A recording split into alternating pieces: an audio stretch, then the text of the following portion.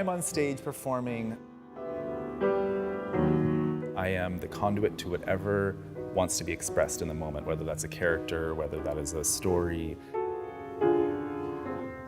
I allow myself, I surrender. I just surrender to the moment. There's a moment of being completely suspended in time, in space, experiencing transcendence, experiencing this unity with the audience. That's a gift. It's so special. What is it like to be in your final season on stage? It's even hard for me to say it out loud. What? It's so much. It's wonderful. It's so wonderful, and I feel so fortunate to be able to design the end of my career while I'm at the height of my game. When did you know that this was going to be sort of your passion? I came out of the womb, as I like to say, dancing. So my folks noticed that. They saw that I had this joy of dance in me, so they put me in gymnastics and ballet and tap. Ballet was the thing that I just felt the most free. It got more challenging in my older years, like as a teenager. I always felt a bit different, and that was challenging. In what ways? I was really in tune with my purpose and my passion from a very young age, and that was different from a lot of other young people. Also, I was the only boy that I knew who was dancing.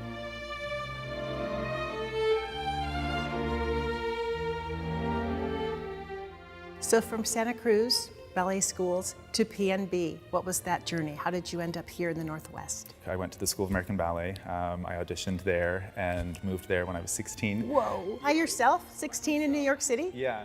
Wow. The competition, the intensity of that place forged me in a way, and then made my way out here to Pacific Northwest Ballet.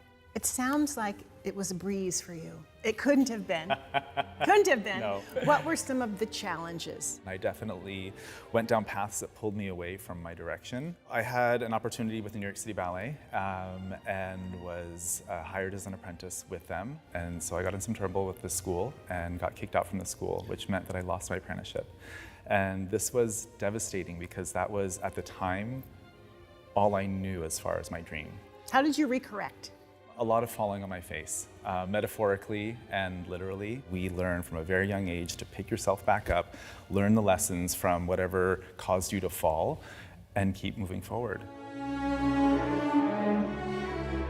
I really want you to touch on the aspects of dance that we don't see. I think what the audience doesn't see is the level of inner work that happens. A perfectionist mindset, major self-criticism, doubt, insecurity, these things that we have a really good way of masking and we don't present on stage. I found myself dealing with a lot of anxiety and pretty depressed for a point in my life. My longevity, I would credit to that inner world work because it's a lot of getting out of my own way, challenging my limiting beliefs.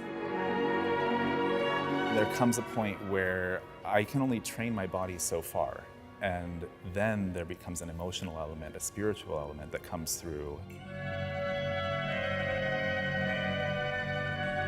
When you look at your career, do you feel you're the best you've ever been right now?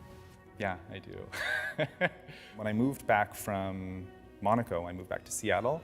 My plan was to dance for 2 more years, and that was 8 years ago. Must be a great example to other dancers who look at your career and look at how exceptional you are still and think that they can do it also.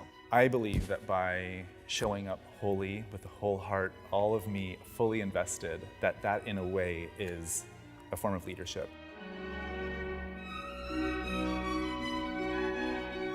Now, you are a life coach. How did dance move you to that space? I had an awakening that I have been in a role of service my whole life, that I give myself to others, whether it's on stage, whether it's coaching, and how do I translate my service as a ballet dancer into one that supports other people realizing their dreams. And I will also credit my grandmother. Oh my goodness.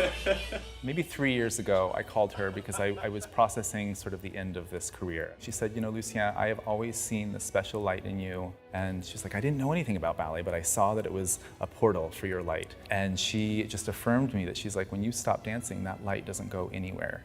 That light carries on with you. I learned then, I just have to learn how to translate my light. That like ballet has been my language, and I just need to learn another.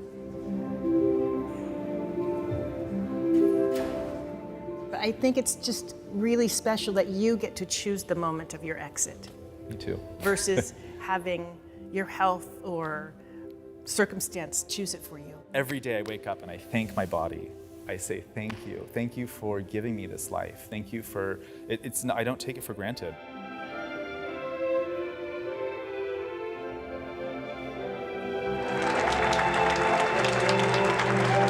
What do you want the rest of us to remember about this extraordinary career you've had here? If there's a performance where we have connected, and that is a moment of deep, deep connection, you have felt seen in some way by me, and I have felt seen in some way by you. When I know that I'm so connected with the audience, those moments are so special to me.